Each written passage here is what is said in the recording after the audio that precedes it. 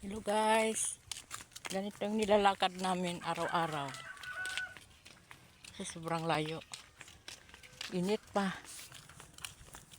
Ito, napadaan kami sa daanan namin mga school, bahay, yung waiting shed nila.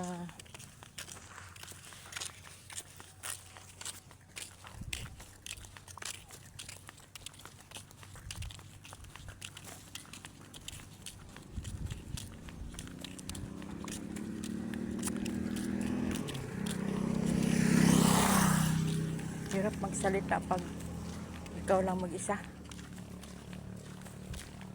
Buti sana kung may kakwentuhan. Hirap. Ano lang sabihin ng mga tao.